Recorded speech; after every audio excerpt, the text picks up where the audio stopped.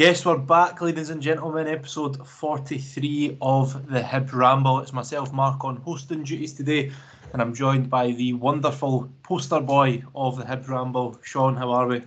I'll take that every day of the week. Thank you very much, mate. Nah, I'm good. Thank you very much. Good. Unfortunately, we couldn't be joined by Craig or Liam. Liam actually became a father for the second time at about 10:30 on Sunday night. So we welcome another Hibs fan into the world, young Thomas McLennan.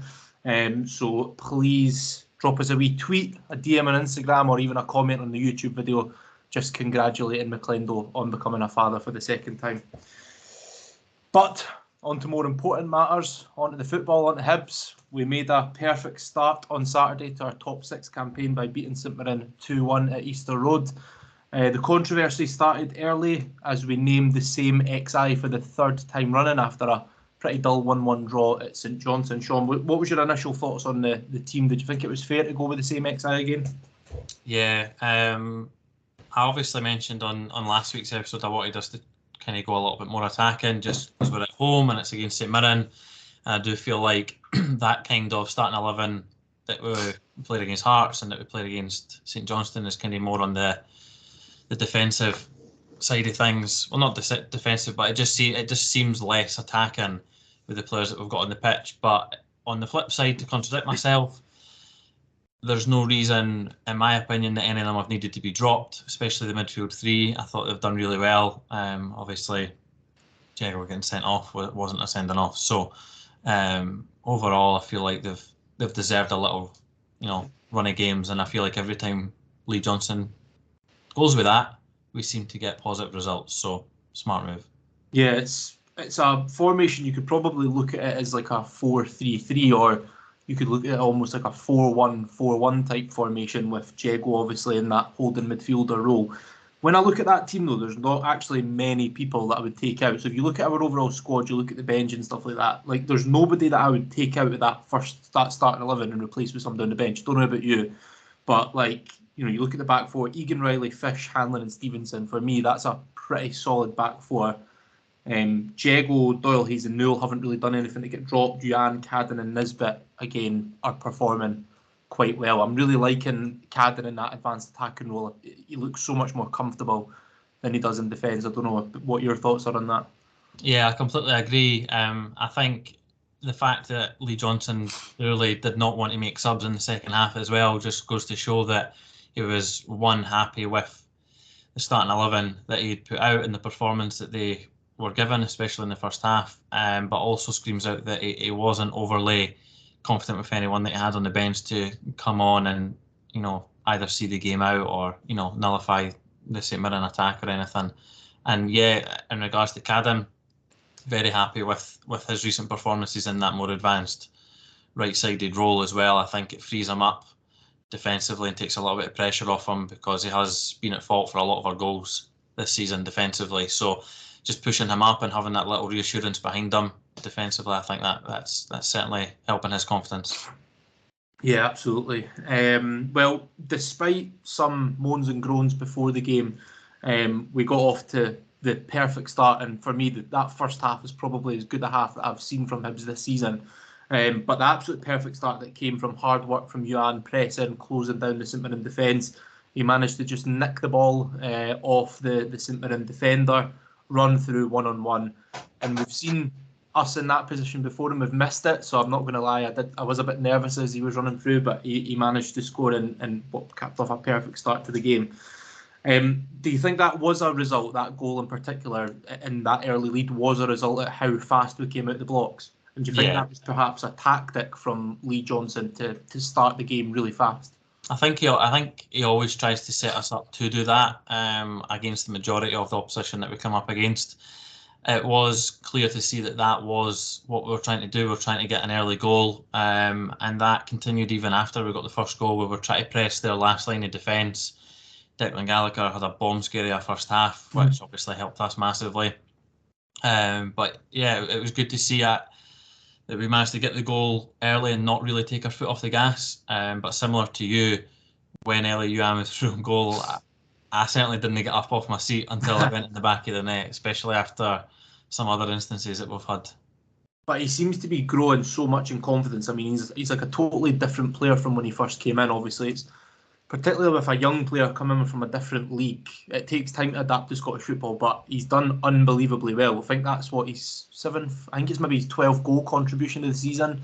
I think it's 7 and 7 he's got now, so 14 in total. 14. So he's been absolutely unreal, and I think now we're starting to be more confident in Yuan when he gets in these situations. I still think that his decision making can get better, and it will, but I'm starting to get more and more confident when he gets into these really advanced positions that he is going to tuck it away, and thankfully he did that to put us 1-0 up.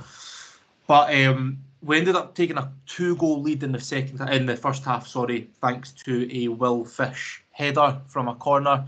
What did you think about that? I mean, we talked about defending St Mirren really all over the place. You would think a centre half, they would be the number one targets in the box, so you think they'd be marked out the game. But Will Fish, free as you like in the box, manages to put it in.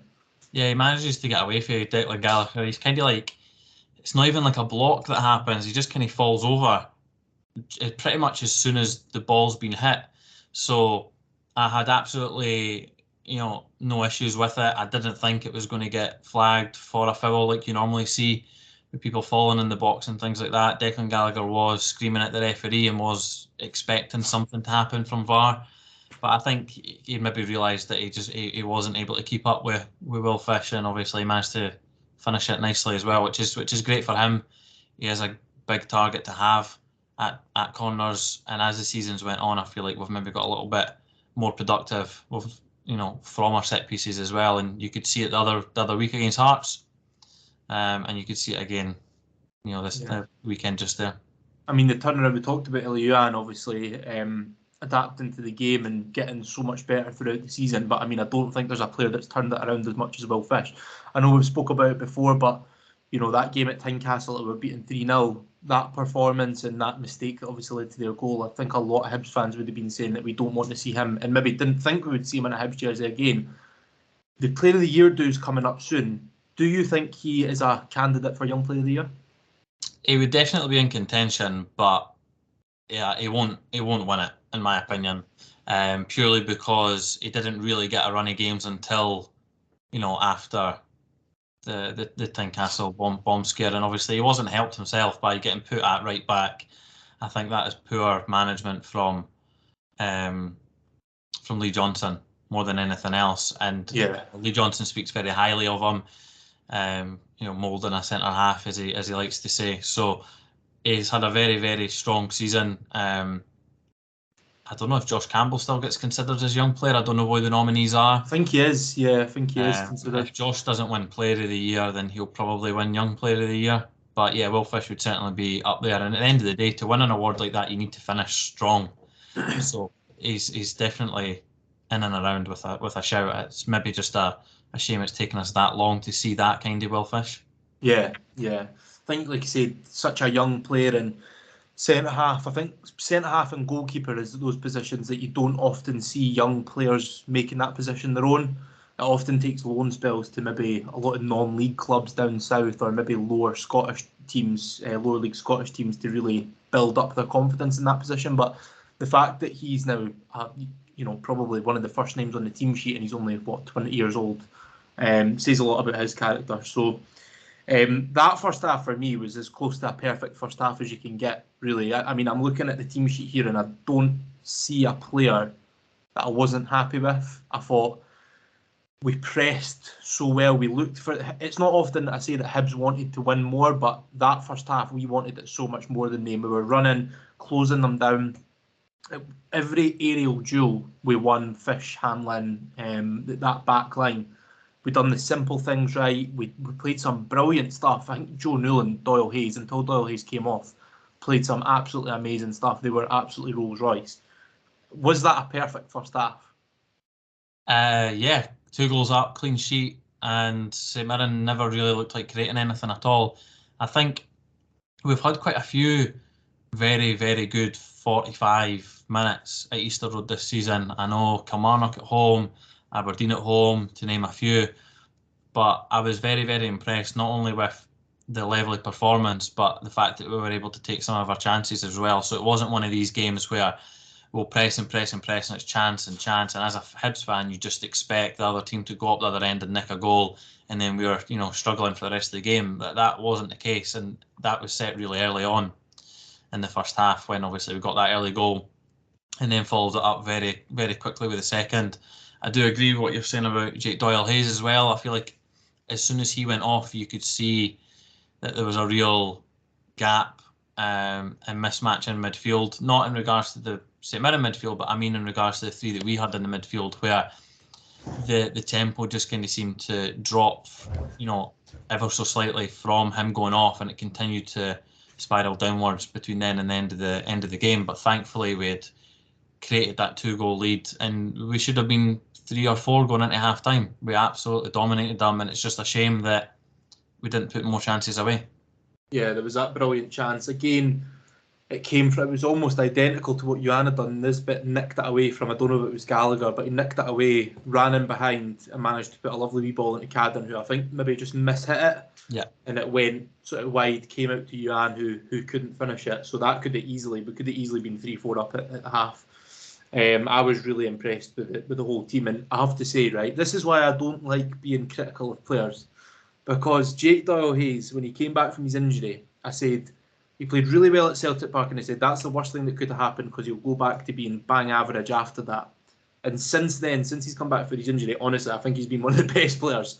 So I am absolutely eating my words. So Jake Doyle-Hayes, if you're watching this at home, I am truly sorry, and you are a baller. All right. I completely agree. I thought that when he got injured, by the way, he got injured by putting his head on the line, and that's what I was talking about, winning all our aerial duels. We're putting our bodies on the line, and he did that, and unfortunately had to go off because of it. But I thought the game really slowed down, the tempo slowed down.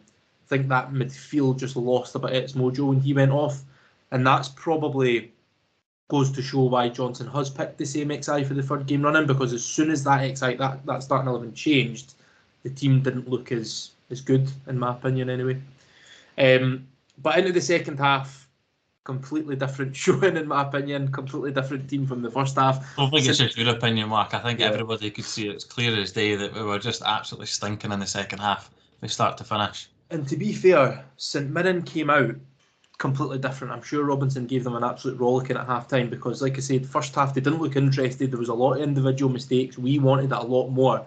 In the second half, to be fair to them, they came out and they absolutely battled. They tried their best to win every second ball, every aerial duel, every 50-50, and they did play quite well. We did have another chance to go 3-0 up. I want to know what your thoughts at this point were, because I'll tell you mine. Nisbet, the only player you'd want that ball to fall to, and he skies it, right? I'm thinking we're 2-0 up. We've not came out the traps particularly well. This is a classic Hibs capitulation, and we're going to end up either drawing or losing this game. What were your thoughts when he put that over the bar? I genuinely thought it was going to be one of those days where, very similar to what I was thinking in the first half when we kept missing chances, that if St Mirren get one, the Hibs fans are going to be on the players' back, and it's just going to be one goal after another. Next thing you know, it's going to be 2-2, and we're going to be struggling. You're right, you wouldn't want it falling to anyone else other than Kevin Nisbet. I like the fact that whether he's going to be away or not in the summer, which I strongly think he will be, he's up for it between now and the end of the season, because he's clearly, in my opinion, playing for a move, and that can only really work in our favour as well, because he's going to want to try and get on the end of everything, hopefully without him being too selfish in certain aspects of his game, and he continues to show the love to other attacking players. But I want to see a little bit more from him in regards to maybe not dwelling on the ball a little bit too much. Sometimes he does that and then maybe takes the wrong option, very similar to Ellie Yuan as well. Maybe the final option because he's maybe wanting to get that extra goal to try and impress and get on the score sheet again. But getting back to his actual chance, he should be burying that. 99 times out of 100, that goes in. But when it didn't go in, I certainly wasn't happy, and I was just sitting there thinking, oh no again, surely. I had my head in my hands for a solid 2 minutes after that, because I just thought that, I know it's such a cliche, but it's so true. If you don't take your chances, 2-0 can be a dangerous lead. All it takes is a goal getting pulled back, and then the momentum completely shifts, and we've seen it time and time again. But to be fair, Nisbet, I thought was absolutely brilliant. And like you said, he's probably working even harder to try and get that move. But even that chance which he skied, he started that through some, again, just hard work, running, winning the ball, starting that move. And it was almost like a reverse of the chance in the first half. It was Cadden supplying Nisbet this time. And Nisbet sort of, I don't know if it's maybe hit off his shin or he's just mishit it and it's went over. But I thought overall, performance-wise, Nisbet was really, really good. I think Nisbet's one of these strikers. Some strikers, like Shankland, for example, when they're not scoring goals, they're maybe, they're not playing well. Whereas I think Nisbet can play absolutely brilliantly well without scoring a goal. Agree. Yeah, I don't think opinion, Shankland's been playing for a couple of weeks. I've not seen Shankland play for about 3 or 4 weeks now. Not heard his name at all, so he must have been dropped or something, eh? Yeah, well, I don't know about Naismith, but I think Nielsen has had form for dropping him a bit deeper. But yeah, for me, Nisbet, even when he's not scoring, he opens up play, he holds the ball up well, he opens it up for those around him, and I thought he did that really well on Saturday. But St Mirren did end up pulling a goal back, and our nightmares were starting to be realised in front of us, because honestly, I don't know what your thoughts are on this, but see when that went in, I thought, here we go. This is going to be it. See the goal, right? The whole game, I was thinking, Paul Hanlon, Will Fish, phenomenal again, boys, brilliant. Like, the whole game, I was like, they're winning everything. Every header, won. Every pass, won. Every tackle, won. I was like, it's going too well for these two. Like, I've never seen it. Everything they touched or everything they went to touch, they won.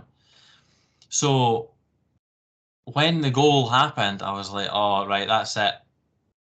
Heads are going to be down. We're going to struggle. Backs against the wall. And it was a wee bit at times, but it was a shame that it was them that made the mistake, or no, made the mistake, because obviously Paul Hanlon just doesn't win that header, and then the flick on, Will's obviously expecting him to win the header, and then that leads for the other boy to get off Will Fish and then go through and score. So it's kind of the two of them maybe expecting better from each other, and because the complete opposite of what's happened all game before that has happened, that's probably why they both weren't maybe expecting it, and obviously we were playing quite a high line at the same time. Yeah. The boy gets lucky as well because it goes through Marshall's legs. Yeah, it's actually straight at him. And to be fair, not big up St Mirren, but I did think that fair play to them, because they did come out in that second half like a team really fighting for something. I think Hibs came out like a team that were 2-0 up and cruising, maybe falling victim to, we should be 3-4 up, let's just go and kill them off. St Mirren came out a bit in between their teeth, and they got that reward. Again, most of the goals were, I would probably say our goal and their goal, our first, was just down to hard work. There was nothing really, there was no skill or that involved. It was just purely down to work rate, effort, and then a wee nick of luck as well. But I thought we managed the game well, though, because that St Mirren end was absolutely bouncing, and our mood in the stands was kind of reflected on the pitch as well. We looked a bit flat. Our fans were a wee bit nervous. St Mirren were buzzing on and off the pitch, but we managed that 10-15 minutes well, I thought, because we nullified them a little bit. We settled the game down and we killed their momentum and almost kind of quietened their away section down so that we could play out that last, 10, 15, 20 minutes relatively easily. I don't know, what did you take on that last nervy bit of the game? Like a lot of games this season at home, like you said, the mood in the stands has reflected on the pitch, and the players have seemed to feed off that. Same goes with on the flip side, when we played Hearts, the mood in the stands was reflected on the pitch, and obviously that spurred us on to go and win it. So it just goes to show, at Easter Road, the mood within the stadium, good or bad, does have a massive effect on the players on the pitch. And I think it's because they know how passionate we are as a support, how demanding we are as a support. I often think that we as a supporter or a supporter base, we maybe sometimes expect a little bit too much for the club, based if you compare our history to other clubs that we are competing with. So the players certainly feel that a lot, and it was evident on Saturday there at the weekend when we did finally concede, and towards the end of the match it did seem to get a little bit more difficult as the game went on, and a little bit more nervy. But thankfully, obviously, this time round we we're able to hold on. I think Hibs teams in the past, if I think of Jack Ross, for example, there was a lot of times when we were 1-0 up or 2-0 up, and then they'd cut a goal back, and then we'd be one in front, and we would just sit on it and defend. Whereas obviously under Lee Johnson, we've tried to get the ball and go forward as much as we can. It was a little bit flatter in the second half, of course, but previous Hibs sides would have conceded a second goal, and we would not have got the 3 points. Yeah, definitely. And to be fair, when we did concede that goal, I honestly did think the worst. I thought all the momentum was with St Mirren, like I said before. The away section was absolutely bouncing. We were probably quite nervous on and off the pitch. But again, I thought we managed it well. There wasn't too many moments after they scored where I really thought, we should be that should have been a goal. The only one that I can think of, I could be wrong, was there was an opportunity for Curtis Main. I think it fell to. I think it just popped out and he was found himself right in front of David Marshall, and I think he's maybe just mishit it, and it's ended up right in Marshall's arms. Apart from that, honestly, I can't think of many St Mirren opportunities where I thought, wow, they should have scored that. And I thought that was down to us being solid, doing the fundamentals well. And that's, fair play to that back line, who I thought were brilliant throughout the match. And ultimately, we've seen it out and we got the 3 points in what could prove to be a massive win in Europe, in the race for Europe, sorry. Talking about consistency, right, because that game, the old cliche, it was a game of two halves. First half, I thought we were absolutely brilliant. Second half, we were probably, you could be as harsh as saying, we were poor. Yeah. It was the same, you look at the derby, I thought for the 90 minutes we were excellent. Then a week later, we go to St Johnstone and we're really poor. And then that's divided into two halves on Saturday. Do you think there's an explanation for how inconsistent we've been? Or, what would you put that down to? I think it's a mixture of quite a lot of things, whether it be players' desire, from a motivational level, both as a player or from the coaching staff. The build-up is obviously different when you're comparing big games like Celtic, Rangers, Hearts, Aberdeen, and then you're going away to St Johnstone or St Mirren at home. Yes, from a fan's perspective, we want to be winning them all, and no doubt the players want to be winning them all, but it's obviously going to be more difficult to get yourself up for them. I think what frustrates me the most is we've had a lot of must-win games, or cup finals, as a lot of people like to refer them to this season. And so you would expect a better level of performance in a lot of these games, because we need to be winning them throughout the season. The amount of times where we could have won 2 or 3 games and then we could have been clear in fourth or clear in third, but we've not taken the opportunity, and it's came off the back of maybe like a good win. And it is very frustrating. I think it's been like that for a long time at Hibs, and I think it happens at a lot of clubs, and I think it comes down to a massive, different varieties, whether it be players, coaching staff, whatever, maybe even fans as well. I think that obviously plays a part. It's very, very hard to put your finger on. Yeah, because when we were doing the St Johnstone review, I kind of said, look, we're obviously going to be buzzing against Hearts. We're going to be 90 miles an hour. We're going to be constantly on it. You can't replicate that atmosphere, that environment anywhere else. You can say, right, we played well against Hearts last week, let's replicate it, but it's impossible. And we compared it to taking a penalty in the park, in your back garden or whatever, to the Champions League final. It's impossible to replicate that environment. But in saying that, we've come up against St Mirren. Yes, it's a top 6 clash. Yes, it's the sort of important one for Europe and stuff. But we looked on it from the first minute, from the first whistle, which just makes you wonder, when these real crunch ties that we've had against Dundee United, against St Johnstone and other games, why we've not been able to replicate that. Why we've not been able to do it against your Dundee Uniteds or St Johnstone's or whoever else, but we've managed to do it against St Mirren. And then the other question is, what happened at half-time? What did that half-time talk look like? Was it a case of, right, let's not take our foot off the gas? Or were they told, right, let's just defend a little bit more, let's just try and kill the game and see the game out? It makes you think, what are those team talks looking like? Does it take out some of this thing in the game? Yeah, I think the St Johnstone one was a bit funny. I do think that was a case of, from a team talk perspective, it was a case of trying to hold on more than anything else, because we were obviously, especially when we went down to 10 men, we would definitely try to sit back a little bit more. Yeah. As for the St Mirren one, the first half performance didn't really come as a surprise because it was a must win. We did need to win it. It wouldn't surprise me if we then go and struggle against Aberdeen, but then we've got the Old Firm at home, and if we lose to Aberdeen, those Old Firm games at home then do become must win. So the level of performance is then going to be on another level because we're then trying to get 3 points or 1 point to try and stay in with a shouty third, or maybe even, well, if we get beat by Aberdeen, third's obviously out of it 100%, but if we were able to get something, do you know what I mean? Yeah.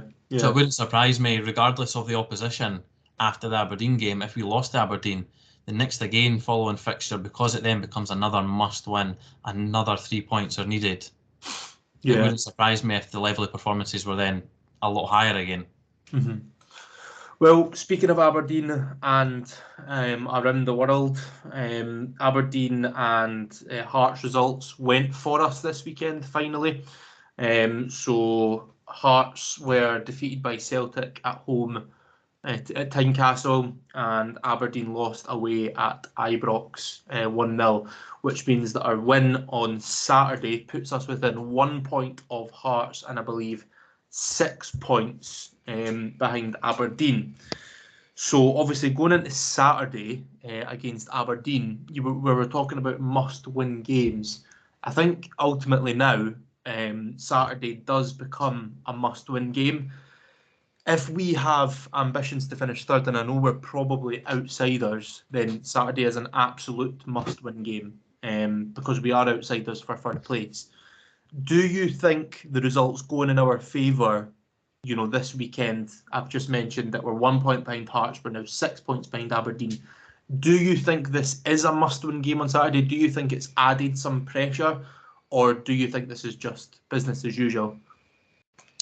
I think all three of the games that we have post-split, or like the ones that are deemed as winnable, I think are must-win games. I think the fact that Aberdeen have that cushion at the moment will kind of work in our favour. I do also like to think the fact that the motivation of going above Hearts potentially as well and going into fourth place will be extra motivation. Listen, it's going to be a very, very tough game. I'll be happy just not to lose, if I'm honest, because we've then got the Old Firm at home, who are both not then playing for anything in the league. And I think we'll then be able to take something off them. And as long as we're either above Hearts or in touching distance of Hearts going into the last game to get fourth, then I think we'll end the season strong as well. However, if we manage to pull off a victory away to Aberdeen, there is then not every opportunity that we could even then chase them as well. I mentioned last week that the fixtures that we have in comparison to everyone in the top six, I do genuinely believe that the fixtures that we have and the way that they've panned out are the best out the lot.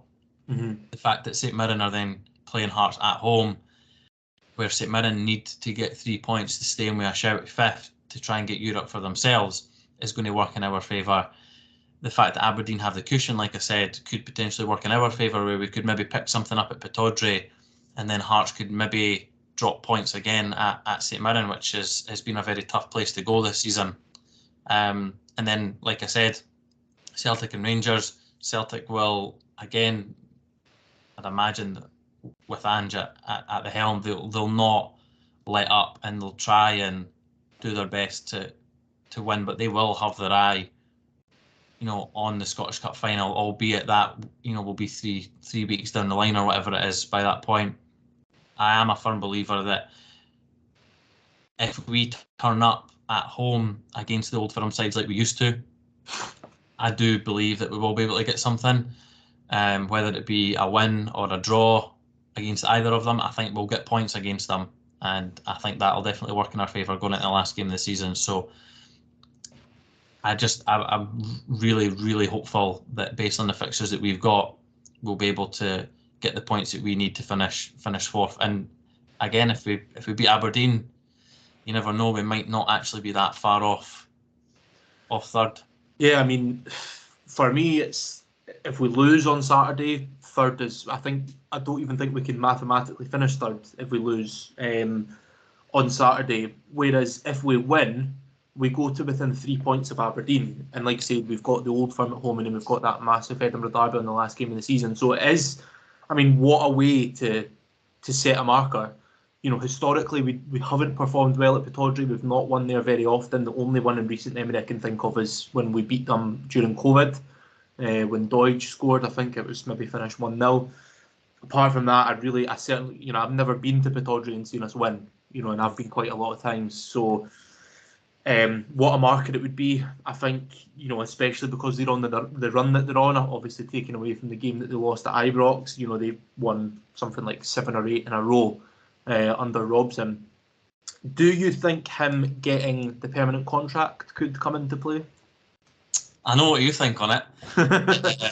I obviously hope so. I think, if anything, from a negative perspective, is going to come into play. I don't think it'll be this season. I think it'll be next season once he's trying to build his own squad and stuff like that. But listen, stranger things have happened this season, and Scottish football's a wonderful thing, and he doesn't really often play in Hibs' favour, but hopefully it does in the coming weeks. I think the fact that if we do manage to get a win against Aberdeen still need to play Hearts as well, and at that point Hearts are really going to have to go for it.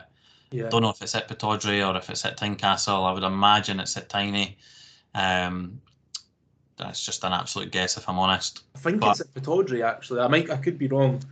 I think regardless of Hearts' position, if we beat Aberdeen, Hearts are really, really going to have to try and go for it as well, because they'll know that if they can then take points off Aberdeen, they won't necessarily be worrying about us at that point. They'll be worrying about trying to chase Aberdeen as well, which, mathematically at that point they can. And listen, they're coming off, Aberdeen are coming off another strong performance. They maybe should have got a little bit more at Ibrox based on some of the highlights that I've seen. They're in a very good place at the moment, and the quicker that comes to an end, the better.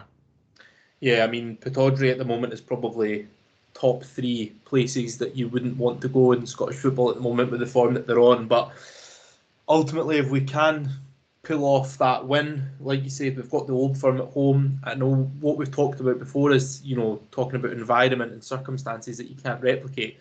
Celtic and Rangers, there's no doubt about it, have got the quality, and if they play at their absolute best, they will beat us. Unfortunately, that is the reality. But given that they've not got anything to play for, Celtic may well be in party mode. They may well rest players for the Scottish Cup final. They may not be at their best or not try their very best, which could give us an opportunity to get something. We need to hope that they are something about 50% of the levels that they usually are, and we are absolutely on the ball. Rangers, I think Rangers are in a vulnerable position right now, because not only do they have nothing to play for, I think confidence levels are low. I think, a lot of them will be getting cleared out in the summer. They may well know that. That can trigger either playing for their position, or it can trigger them to down tools. So hopefully, and it might be hopeful thinking, but hopefully that does happen and we can pick something up against the Old Firm. And then obviously that clash at Tynecastle becomes 100 times bigger if it's potentially for 3rd spot or 4th spot. So a massive end to the season. Any other thoughts on Aberdeen away? Any predictions? I think it'll be 1-1 is my early week prediction. Because it's away at Pittodrie, that prediction will probably get worse as the week goes on instead of better. Ladies and gentlemen, that is not an official prediction yet, by the way. Our official predictions go out on match day on a Saturday, so correct. Not an official prediction. So Shaun, you're going for a draw. I would take a draw as well. I'm not confident, I've got to admit. I think that we will probably get beat, to be honest, but don't mean to be a downer. So do you know what? I'll go for a draw instead. So I just wanted to touch on something now before we move on to listeners' questions, everyone's favourite part of the show. I wanted to touch on a wee bit of controversy before we kicked off on Saturday. A certain Mr. Harry McCurdy. I don't know if you actually seen the show, and I didn't see it. I was only told about it. But the story I'm hearing so far, again, I'm not sure how true this is, but apparently he was warming up, taking shots into an empty goal, and he smashed the ball that's hit a spectator in the famous 5 lower. Right. Which, by the way, is some going, considering normally when they're taking their shots, they have the big net behind the goal as well. So it must have been right towards the end as the players were all about, like, had finished their warm up and going back in. I honestly didn't see it. I was only told about it. But anyway, apparently then McCurdy approached the fan to apologise, and the fan wasn't happy. They had a little bit of an argument. Words were said, and then McCurdy ran down the tunnel. Then, I think towards the end of the game, all the substitutes had been made, and McCurdy again went down the tunnel early. I'm not sure if he was maybe told to go and take an early bath, or he'd done that off his own free will. Then, after the game, perhaps the most controversial, he put a Instagram story up of a bench with the caption, what was it? Something like Chelsea, Nina, Golf, Hibs. Yeah.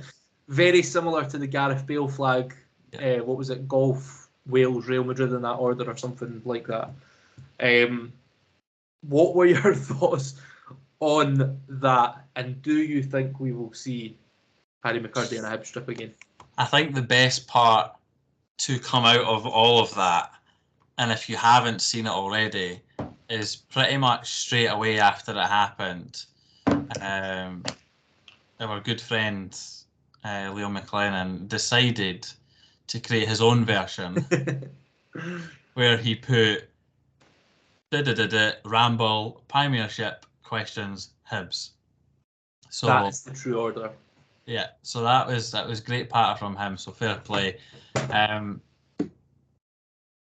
regards to the situation now, probably a lot of people disagree with what I'm about to say, right? Maybe you might actually disagree as well, Mark. I'm actually not overly fussed about it, if I'm honest, at all, right? And that's probably because he's contributed absolutely nothing to the club since he's joined. Yes, I know we've probably paid a good fee for him. Yes, I know we've probably paid good wages. We've done that for other bomb scares in the past. Liam, I'm not going to mention his name, but we've paid good money for players in the past and paid good wages, and players have been a flash in the pan. In regards to the actual incident, like I said, I've seen absolutely none of it. I'm only going off of things that I've seen online. I've not actually seen any clips or anything like that at all. I actually don't really get or understand why people feel the need, and I don't know if it's a bit of shitebaggery, where when there's players in front of you to slate them. Like, I mean directly in front of you. It's different when they're on the pitch and they're playing in the middle of the game and you're abusing them then, or they're taking a corner and you're trying to put them off and stuff like that. Not that I condone it, but I understand it. What I don't understand is abusing your own players, especially to the point where he's coming over initially to apologise, right? Like I said, I'm just going off of what we've seen and what we've heard. Just take the apology and like move on. He's came over, he's apologised. I don't know what else was said from his perspective or anything else that he was said. I don't understand why, if he's coming over to do the right thing and apologise, why has said fan, whether it be a dad, a mum, a kid, a teenager, or whoever it was, feel the need to then abuse what is ultimately a young laddie from footballing terms. This is me assuming that it's an adult that's gave him the abuse and not a kid. At the same time, he then doesn't need to then bite back. Again, that just shows his maturity levels. I know that he's apparently bit back and had a go, but I don't really care neither here nor there about it, more so because he's contributed nothing in a Hibs shirt. As for the instance, at the end of the match, when he's went down the tunnel, to be fair, I'd be raging as well if Matthew Hoppe was getting on in front of me as well. Not from a ability perspective, but more so the fact that he's on loan. His minutes have been, somewhat limited this season as well, and he's not going to be there, we assume, next season. And considering when he came on, I think it was like the 88th minute or something, maybe even the 90th minute, I'd be annoyed that I wasn't getting on or trusted enough to try and see the game out as well. Now, obviously, it comes down to your performance and training and your attitude and things like that, and everything with Harry seems to be in the wrong place at the moment. And I think don't know about you, Mark, but I can't remember a Hibs player that has been that controversial negatively and yet still been backed for so long by the fans. Yeah. So he's not scored a goal. He's not got an assist. He's not really looked like scoring a goal other than maybe 1 or 2 shots in maybe the 40 or 45 shots that he's taken since he joined the club. I get it, he's not had a run of games, but that's because there's better players above him. So I understand his frustration from a player's perspective, but you just need to be, mature and respectful about it. And you certainly shouldn't be abusing your own fans or abusing the club in any way. And he's not helping himself in any way, shape or form. And I don't see a way back for him, unless of course he scores the winner at Tiny and it seals his third. Then everyone will love him. But like I said, I feel like my opinion is maybe not as strong as what other people maybe think about it, and that's probably because I don't really care. Like if he's hit someone in the ball, right? If he's hit someone with the ball, fine, go over, apologise, do the right thing. He's done that. If he's then getting abused back, as a human being, I can understand why he's then having a go back and why he's raging. Yeah. But as a footballer, you need to understand that there's a certain level of responsibility that comes with the job. And he just doesn't seem to have that level about him, unfortunately. I think in terms of... sorry, you're echoing a bit. Can you hear me now? Yeah. That's fine. I think in terms of, hitting the ball in the stand, right? I used to be a season ticket holder in the famous 5 Lower, and you would be watching the players shoot and whatnot, specifically to look out for the ball coming in your direction, right? Now, I'm not saying it's the fans' fault or anything like that whatsoever. Fair enough, be annoyed, but you have to expect balls to be coming into the stand when they are literally taking shot after shot in the warm-ups. There always is, and there always will be people that get hit. I once got a pie knocked out of my hand and whatnot. I think Yogi that was Yogi Hughes that was the manager at the time, ended up coming over to me and having a wee chat with me and whatnot, and it was totally fine. I think you have to expect that, and for him to do that, and then actually a lot of players would have just ran away. A lot of players wouldn't, or just put their hand up like that.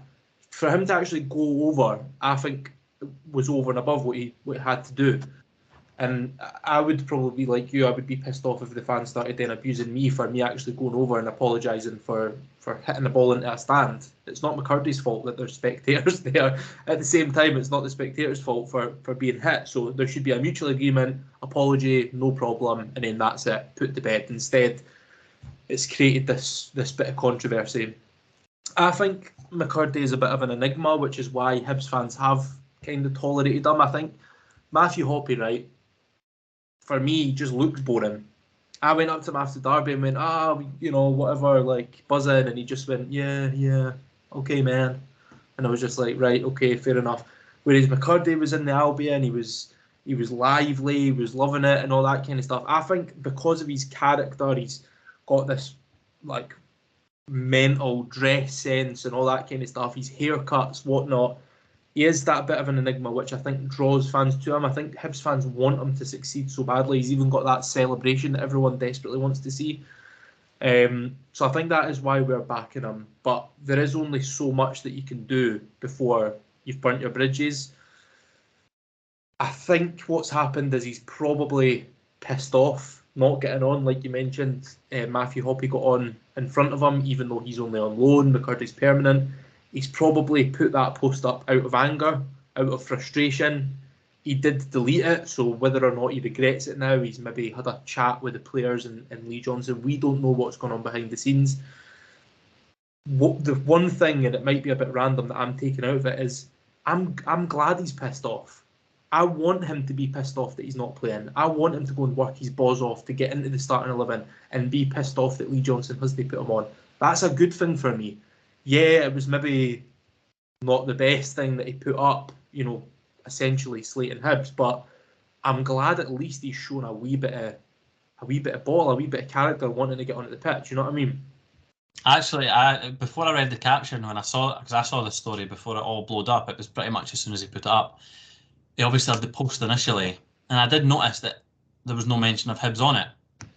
And someone had commented on the post being like, mentioned him throwing a hissy fit or something like that, and he replied to the fan being like, you need to like stop making things up, kind of thing. I understand, McCurdy's perspective that he's going to be frustrated, and you want that as a player, you want that hunger, and he's clearly not down in tools. And like you say, I agree. Him going into the stand, or pretty much to the stand, to apologise is up and above. The amount of times when I sat in the famous five floor, players would just wave and apologise instead of coming over and actually checking on them. Can you imagine how thrown off he must have been to go over, thinking this is going to be right? I'll go over, they'll be buzzing, I'll apologise. If it's a kid that I've hit, whatever, I'll give them a hug, shake their hand, maybe get a picture or whatever, and then everyone will be rosy. For him to then go over and then get abused, whatever was said, I don't know. That would have really thrown him off and all, and that would have just set the tone for his day. Do you know what I mean? Whereas if he came on, he would have been ready to go. He would have been raging. He would have been buzzing. He would have been right. And it wouldn't have surprised me if he had came on and put in a really good performance, because he would have been riled up. But unfortunately, that didn't happen, and then it's obviously built up. And I'm not expecting Lee Johnson to have been aware of that situation at all, because I don't want a manager being involved in stuff like that. But if he was aware, would they have maybe then put McCurdy on, because then McCurdy can go on the pitch, let off his steam, work his ass off, and try and make a difference to the game? Whereas Matthew Hoppies came on instead, McCurdy's then went down the tunnel, and then throughout the whole night it's then just built up anger, and then it's just blew up.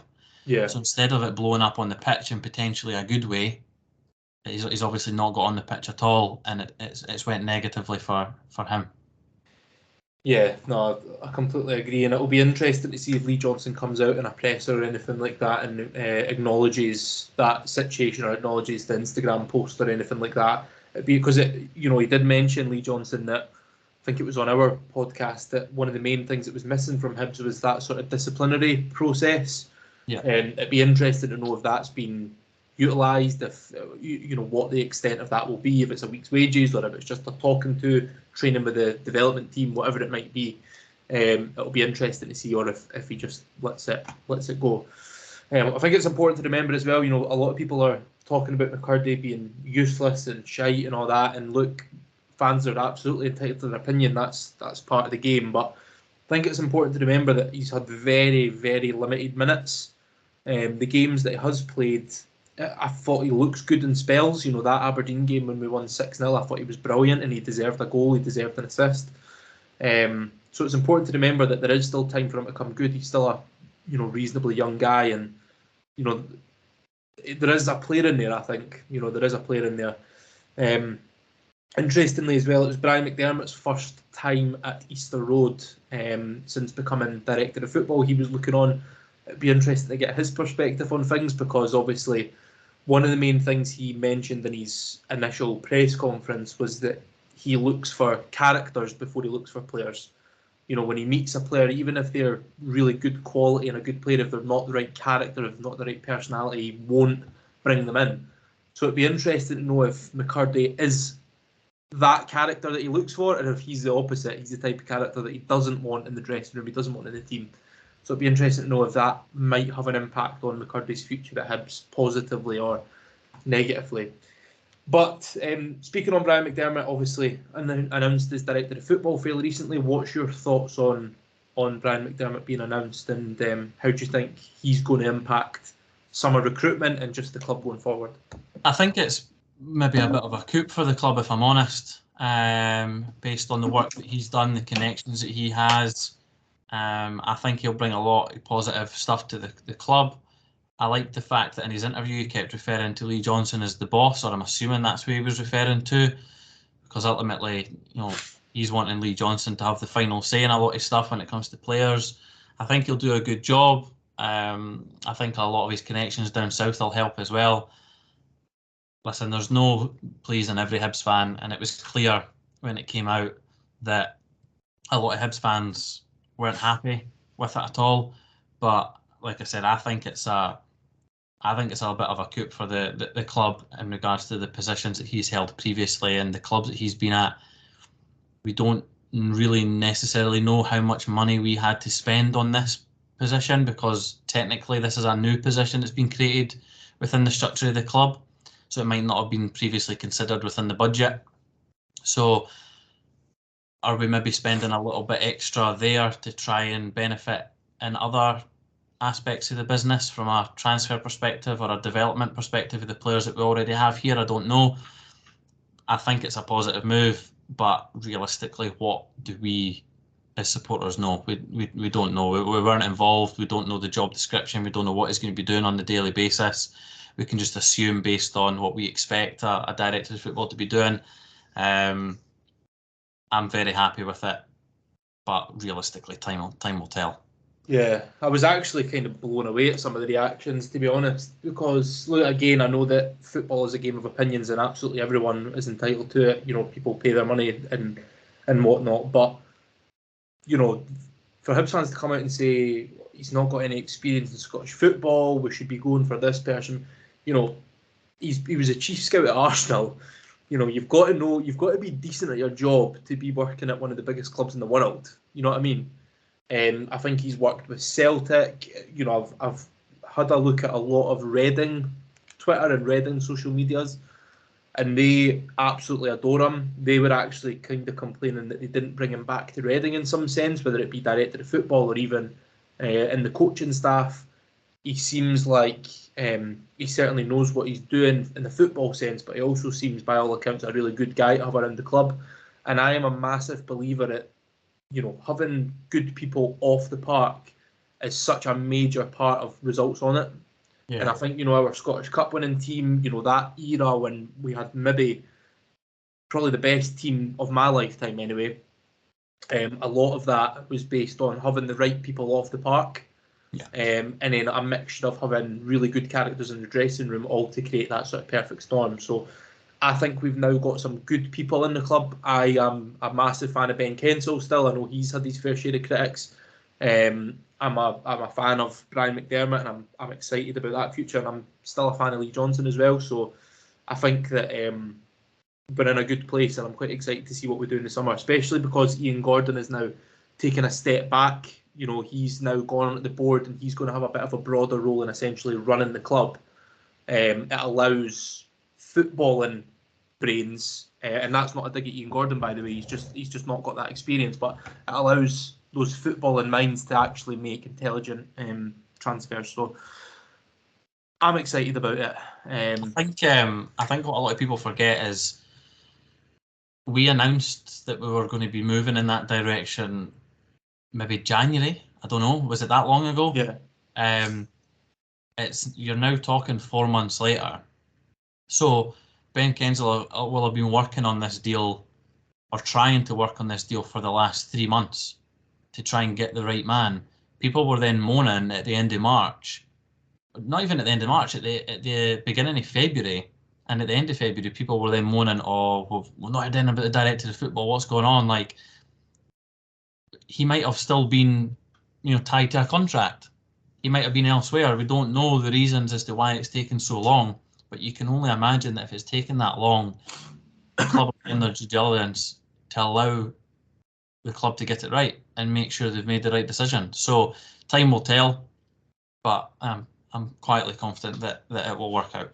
Yeah, I don't think it would have been a decision that's rushed, especially because I think they're putting a lot of eggs into this basket, and the fact that this is going to fix some of those recruitment issues. You know, that's been probably the biggest news story, I guess, is that our recruitment has been really poor, which is perhaps why we've been struggling a little bit, especially this season. But hopefully this fixes that issue. But look, like you say, time will tell. So now on to everybody's favourite part of the episode. It's time for some listener questions. Now it's time to answer the Hibs Ramble listener questions. Shaun and I are going to divvy this up. I'm going to take the Twitter questions. Shaun is going to take those on Instagram. So without further ado, let's get started now. John, the last time I hosted, and the first time I hosted, I made a grave mistake which I was severely punished for, and that was not taking your question first. So I am going to start. John, what's for dinner? That was the first question, son. So what is for dinner tonight? I thought you were calling me John there for a second. No. I am having a cheesy, creamy mash pie with green beans. Wow, that sounds rather incredible. I'm not going to lie. Well, today's a big day in my household because it is shopping day.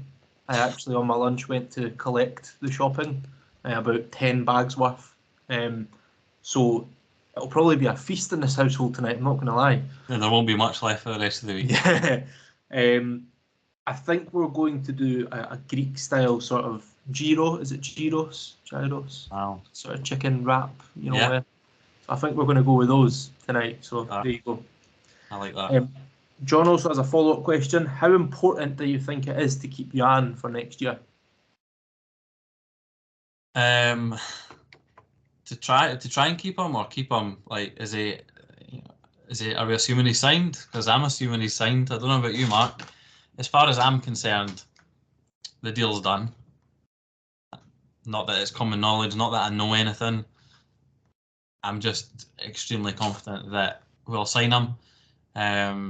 And I do think it is important that a player of that ability or potential ability continues his growth in the same place instead of stagnating and going to different clubs and restarting processes and things like that. I think where he is a good fit. I think the fact that he can play anywhere in our front three and the way that we try and play football, I think that suits him as well. And I think the Scottish game helps him as well. You mentioned earlier on about him settling in. I think he'll understand that. He'll feel the love for the support as well. And as far as I'm led to believe, he's a Hibs player next season, and hopefully he bangs in more goals and continues his development. Yeah, I think it's massively important that we get the deal done because I think it shows. I think it's a huge statement of intent from the board. Because we know that his fee is something about, is it $750,000, 750,000, something like that? That was the initial rumour at the beginning of the season when it came out, and then someone in the journalistic world crushed that and said it's nowhere near that. So I think people have maybe started to assume it's maybe around 500. I don't think there's ever been a guaranteed set, in regards to the amount coming out, like a guaranteed figure. But I would expect that, I think I said this last week, if Hibs are setting up a loan at the start of the season, they're not agreeing a figure for something that they're not willing to pay. Yeah. Do you know what I mean? So regardless of whether it was 500 or 750, Hibs would have had a plan that if this boy plays well and if he performs well, we'll be happy enough to pay that. So regardless of what that fee is, my understanding is Hibs will be happy to pay it. They're clearly happy with the player, so I think if they haven't already, I think they'll have pulled the trigger and the deal will be done, if not close to be getting done. Yeah, I do think it's a big statement of intent because he's played really well for us. So the only reason why we wouldn't sign him would be a financial aspect of things. The fact that we are going to open up the purse and pay for him shows that we are ambitious and that we want to keep our best players and that we want to kick on to the next level. And I think that gives the fans a lift. I think it gives the changing room a lift and the whole club a lift. So yeah, I think it's important in that respect. And also the fact that this guy's an absolute player and he's only going to get better. So if we sign him on a permanent, who knows what he can do from the start of a new season with another pre-season under his belt under Lee Johnson, full of confidence coming into the new season. I think he could be one of our key players, and playing on the other side of a fully fit Martin Boyle for me is an absolutely terrifying prospect if you're on the opposing end. And if we can keep Kevin Nisbet, that gets even more terrifying. So yeah, massive. John has also put a screenshot of Harry McCurdy's Instagram post and said discuss. I think we've already discussed that at length, John, so hopefully that was adequate. I don't think it'll be the only person that's asked that as well, if I'm honest. Yeah. Billy, otherwise known as King of the North, one of our competition winners, I believe, has asked thoughts on Brian McDermott. We did have a wee conversation about that, but for me, it's a huge positive and I'm looking forward to it. I think, Shaun, you feel the same, don't you? Same, yeah. Interesting question here from Kev Wilson. What is Brian McDermott's priorities this summer? I think from Brian's perspective, he'll be wanting to identify if the players that we have at the club already are, one, of an adequate level to take us forward, and two, do they have the potential ability to take us forward? And if either of those answers are no, I think it'll be to replace those players and build on top of what we've already got. So it does maybe sound like a little bit too much, but I don't actually think we're maybe as far away from where we maybe need to be. Yeah. I think a lot of our inconsistent performances come from the strength and depth that we have, and maybe the size of the squad. I think I said a few months back that realistically, a lot of our players perform averagely a lot of the time, and very rarely do we get a lot of 8s, 9s, and 10s. So I think Brian's priority will be to try and get players in that can consistently perform at a high level, or work out a way to get the players that we already have in the door performing at a higher level. I completely agree, and I honestly don't expect to have a really busy summer. I think that we aren't as far away as maybe what it might seem. I think, in my opinion, his priorities are going to be retaining the players that we have. So we've got obviously quite a number of loan players that we're really keen to keep on. So if you look at realistically, Will Fish isn't going to play for Man United next season. So we could potentially extend that loan, particularly if we get European football. Man United know that he's going to be one of the first names on the team sheet. He'll get European experience, and that's going to help his development massively. The flip side of that, they might say, no, we want him to get higher level, so we're going to loan him out to a championship side. That can obviously happen. The other one that you look at, CJ Egan-Riley plays for Burnley, who have just been promoted to the Premier League. Can you see him playing in the Premier League? Maybe, but probably not, which could be, a sign that we can get him for another season or two, and then obviously Yuan, getting him in on a permanent deal is an absolute priority. So I honestly think that we've got work to do, and even with Kevin Nisbet, there's a lot of rumours going about that he might be leaving, so I think it'll be a lot about retaining the players that we've already got, and then adding maybe one or two real quality signings, real, not just an under-18s for somewhere, some Benfica D team. I'm talking a real quality player that's proven at first team level that's going to come in and make an immediate impact. And I only think that just maybe two of those types of players is what we need. Kev Olsen again, any thoughts regarding the second half? The drop in performance was concerning, went from being in complete control to clean at the end. We did have a wee chat about this. I think part of that is because St Mirren really upped their game and stifled us a little bit. I think from a Hibs fan perspective, we always look at it from our end. We played poorly, but actually St Mirren came out and played really well, in my opinion, in the second half. So yeah, that plays a big part. What's your thoughts on that? Yeah, no, I completely agree. I think it only works in both ways, where I think we weren't up to the level that we needed to be, and St Mirren obviously had to up their level, so it makes our performance look a lot worse as well. But I wouldn't say we weren't in control of the second half, because, as you pointed out earlier, at no point did St Mirren really pepper our goal with loads of chances. So we were still doing a lot of the basics well at the back. A lot of it was breaking down a little bit quicker than it was in the first half. Yeah. No, I completely agree. Next question, Jeff Ashton says, Streaky Lee now has 2 wins and a draw in the last 3. Going by his other streaks, do you think the top 4 at least is a stick-on? My other worry is that previous streaks generally didn't have the ugly sisters in them. I like that name, Streaky Lee. He's quite a streaky guy. We are on a fairly good run, especially because we beat Hearts, but what's your thoughts on that, Shaun? Do you think we can get top 4? I think because we got the win against St Mirren, I think we obviously stand ourselves in a very good position. I think it will come down to the last game of the season against Hearts as well. Whether we're still in touch and distance or not, I don't know. But like I mentioned earlier on, I am quietly confident that we can pick up something against either or both of the Old Firm, purely because of when our fixtures fall. One of them being midweek as well. It's traditionally a good time to be at Easter Road. Maybe not in recent years against Old Firm, but in regards to the level of support that we're going to have there. So I think we're in a good position beating St Mirren, but we need to continue it, and we need to not be as streaky. Yeah, definitely. Some consistency is the main thing that's been missing this season. I think top four would be an amazing achievement. For me, I'm probably got my eye on fifth more than anything. But you never know. Hearts aren't on particularly good form at the moment.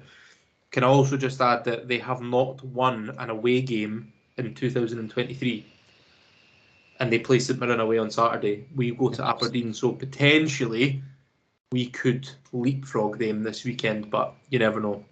I think it probably will go down to the last game. Got to remember, Hibs fans were putting money on us being relegated and in the playoffs in January. Yeah. So, yeah, look at us now. David McEwen says, getting late on in the game, felt we had almost no subs on the bench that could impact the game if they came on. How many signings do we need in summer, and will McDermott be the man to make it happen? We pretty much answered that in the last question in terms of probably be more about retaining the squad that we've got and perhaps adding a couple of quality signings. Anything to add to that, Shaun? No, nothing else other than that. Pretty much covered it in the last question. And I guess, like we both said, we're happy with the appointment, and maybe 2, maybe 3, depending on how well we are at retaining our current players. Yeah. Martin Corriga, 16, asks, how many points do you think we get with the remaining games, going on what seemed to be a different second half on Saturday?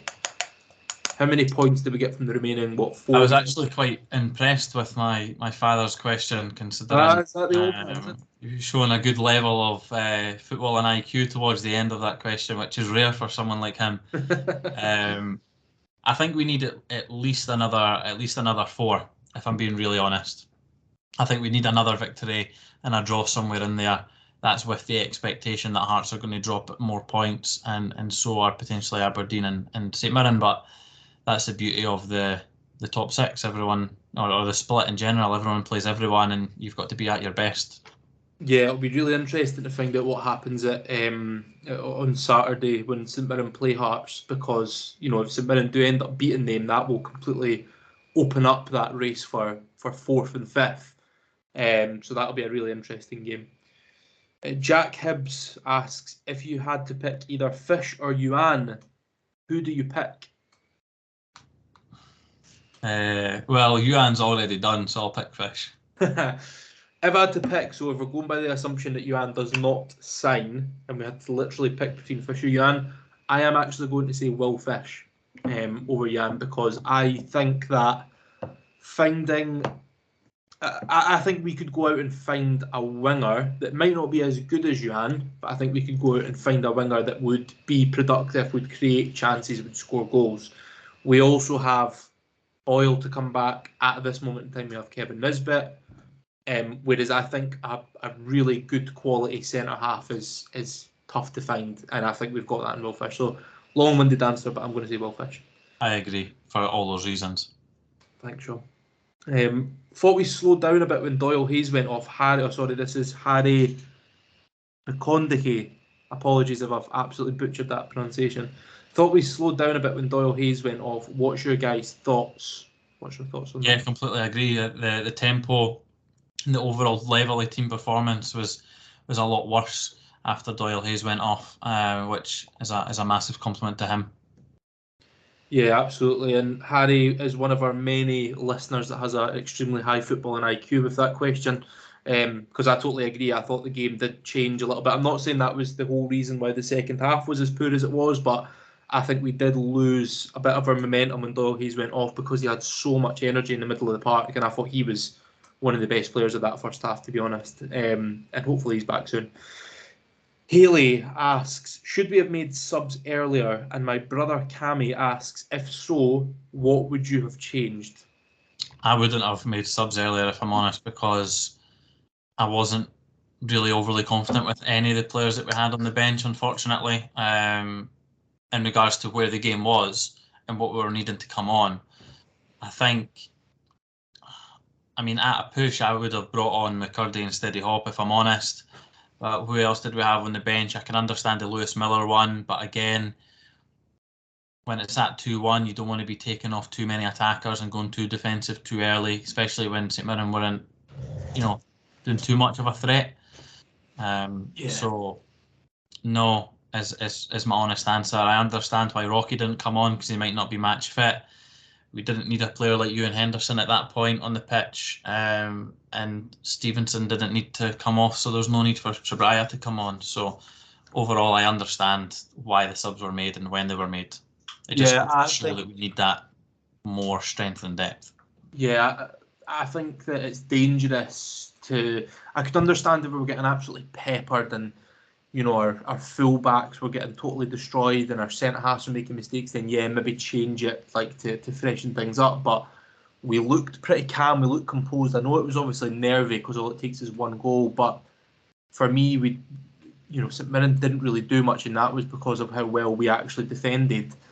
If you go and then take one of the centre-halves off, for example, let's just say they take off Fish and put on Rocky, that could potentially disrupt the entire defence and just make them a bit unsettled, which then causes a mistake or causes them to get a bit of an opening. So for me, I don't think we actually needed subs, and I was kind of in agreement. I think the subs came so late because it was really just to kill the game a little bit and to waste a little bit more time and just kind of stop play.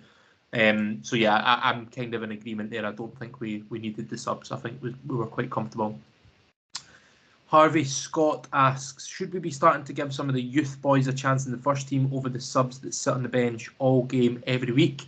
I get these players are probably better, but we need to trust our youth. Interesting point, Harvey. What's your thoughts? I think it's a very dangerous time of the season to try and find that balance. I rate some of the players that we have in the youth team a little bit better than some of the players that we currently have on the bench. And yes, I would have them in there. I know they might be in and around the squad or sitting in the stand or and maybe doing the warm-up with the team or whatever, but maybe just not being named on the bench. But yes, I would like to see them involved a little bit more, especially now that effectively their season is over and the ones that were away on loan, those seasons are over as well. So it'll be interesting to see who makes the bench in the upcoming games. But I can't see many of them making the bench, unfortunately. Yeah, and this summer is going to be really interesting in terms of the youth that retain. Obviously, Ethan Laidlaw, not seeing much movement in terms of his contract situation. Josh O'Connor, I've not seen anything about his contract. Murray Aitken as well. Who's that? Sorry, Murray Aitken. Yeah, and so it'll be interesting to see how many of this youth team we actually retain, or if some of them will move on. It'll be interesting to see if we manage to sign any of them up with the pre-agreement that they'll go on loan somewhere. Like because for the last 2 years, if we use those three players in particular, because they're out of contract, those three players have played a lot of games at youth level and done very, very well. So it'd be interesting to see if not necessarily just those three, but any of the players that have done well in that in the youth squad where they've won the league, whether it be the one that won this season or the one that won the league last season as well. If we can maybe get them signed up or agreed with maybe like an Arbroath or a Queen of the South or Peterhead or someone like that, where we can agree that they're going to go and get minutes, and good minutes as well, in a competitive league. Yeah, absolutely. And one player that seems to have caught my eye recently is it Del Fieri? He seems to be playing really, really well for the development squad at the moment. So it'd be interesting to see if we start seeing him transitioning at the first team and maybe getting some minutes, because he looks, you see some of the boys from the youth team coming on and they look like boys, they're in terms of the physique, the everything like that, whereas he looks like he could get into the starting 11. It reminds me of Josh surprised Campbell when he got the loan. Yeah, surprised when he got the loan. When Josh Campbell came in, he looked like a man. He looked. Ryan Porteous is another one. He looked like he was built like a man, and Del Fieri is another one that for me looks like that. So it'll be interesting to see if he makes that transition shortly. But yeah, it's an interesting point, Harvey, and hopefully we do see some of these young lads coming through. Ryan Gibson, final, well, not a question, it's a statement. Get the passport out. So there you go. Hopefully that's fifth secured and we do go on a ramble European adventure. I booked my holidays in like January. January, February, when no one was taking holidays, I had them pre-booked just in case Streaky Lee got us going again, and he has. So it just hopefully I've booked them on the Well, away legs and not the home legs. Yeah, I'm really excited. I've never been on a European game before with Hibs, and in terms of an away game. So if we do get into Europe, then I will absolutely be going wherever it is. I don't care if it's in bloody some armpit in Europe somewhere. I will be going. Shaun, do you want to finish us off on the Instagram questions? Yeah. So for those of you that aren't already following us on Instagram as well, we do a lot of stories not only during the week but on match day. We provide match day content in regards to the rambles, travel to and from said match, videos, pictures at said game as well. We do some polls in the build up to games, and probably everybody's favourite, the day of the game and the morning of, we'll post a throwback of some kind to previous fixture or fixtures of said game for that day. So get involved if you're not already. Quite heavily active on that. We got 3 questions from Callum McDonald. He replied to our story of Liam said bench picture that we spoke about earlier on. First question, I don't know if you heard it from your seat at Easter Road, Mark, but there was a certain song that burst out quite loudly around the stadium to do with a coronation of some kind that took place over the weekend. Did you, one, hear it, and if you did you take part in said singing? Is the question number 1 from Callum. I did hear it. I didn't take part. If I wasn't drinking. If I had a couple of pints, I probably, because I sit in the West Stand, and the West Stand is very not like that. You know, not a lot of singing. Nothing really goes on, even in the biggest moments. So, in my head, I was singing it, and I wanted to join in, but I didn't want to be a nuisance to those around me. But like I said, if I'd had a few Guinnesses before the game, I would have been up singing it loud and proud. What I liked most about it is how quickly it grew. So when Block 7 started singing it, I was quite surprised because obviously they made reference to the Queen's passing in a previous song in a previous game, and it didn't really burst out as loud as the one at the weekend. And where I was sitting about 4 or 5 rows down from where I was, there was the Toryest looking woman at the game, but she got up, arms out, belting the song out, and she had her camera and she turned it around and she was buzzing. So I'd clearly, just assumed her political party based on her look, and she was definitely loving it. But no, I didn't take part either. I was just appreciating what was going on. The second part we've already answered about whether we should sign Ellie Yuan, and I think we're both of the agreement that we should if he hasn't already signed on the dotted line. Question 3, be good to get your take on this one, Mark. So should Devlin be given a chance, even if it's for 5 minutes, or is he a bench warmer until the end of the season? I would like to see him get a chance because, by all accounts, there seems to be a decent player in there, and he has played at decent levels before. But in saying that, we've got, it's not as if these games coming up are dead rubbers. These are massive, massive games. If we were bottom 6, for example, right, and we were 7th place, there was no chance of relegation or whatever, and the games were essentially meaningless, then yeah, absolutely rotate the squad, bring in these guys like Devlin, Del Fieri, all these kind of youth players. But these games are massive, and it's not the right time to be, disrupting the squad. Our back 4 has been one of the highlights of the last 3 games, particularly that Fish and Hanlon connection. So for me, no, I don't think it's the right time to bring him in. But that's not to say that he doesn't have a career at Hibs, particularly if there's injuries and stuff like that, because Rocky's still got a lot of convincing to do, I think, for the Hibs fans. I know that he came on a bit of a game, but I still think he's got a lot to improve on. So I don't think that Rocky's guaranteed to actually be ahead of Devlin. I think Devlin might have been training well, and he might get in if Fisher Hanlon get injured, which hopefully they don't. But yeah, that was a very long-winded answer, but there you go. I think we need to remember how long he's been out as well. Yeah. So, and we also, both Lee and Ben mentioned it on the podcast we done with them. We don't know how many games get played behind closed doors just because they don't get announced. Mm-hmm. And I know these are just bounce games, but if he's playing in those games, he'll be taking them seriously because he'll need to get himself match fit.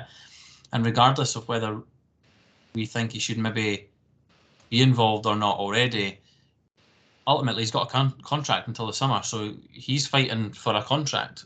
He's not going to have anything lined up, I assume. So he'll be working his backside off to do all he can to be a positive influence around the club if he's not on the park. Very similar to how, for example, Connor Cody gets called up for every England squad but never plays a minute. Do you know what I mean? He's getting called in front of a lot of other better defenders. The vibes manager. Exactly. That's because he's good around the club. So not only, and listen, I don't want to have players in the club that are just, good for environment. I want them to be good players as well. And potentially if Devlin can do that, then, I don't see why not. Last question of the pod. Mark, this was meant to be a short one. An hour and a half later, here we are. From Hibs_page_1875, who again replied to the McCurdy situation, pretty much just asking if we feel if that's McCurdy's last straw, because surely he can't keep it up. Now, I know we've pretty much discussed that already when we spoke about the profile of the player that we should be looking to bring to the club as well. One word answer before I hand it back to you to close us off. Do you think you will see Harry McCurdy in a Hibs shirt next season? Yes. I think he'll come good. I also think the same. That's my short and sweet answer. I think he'll come good. And that's us. Yes, that is us. Yeah, it was meant to be short and sweet, but Shaun and I just enjoy each other's company so much that it's just gone way past the hour mark. But listen, the more ramble content, the better. I'm sure you'll agree. But as always, thank you very much for your company, Shaun, and thank you to everyone listening. Please remember to subscribe to our YouTube channel, catch us on Spotify, and also follow us on Twitter and Instagram for updates. Thank you very much. Over and out. See you later. Enjoy. Adios. Bye now.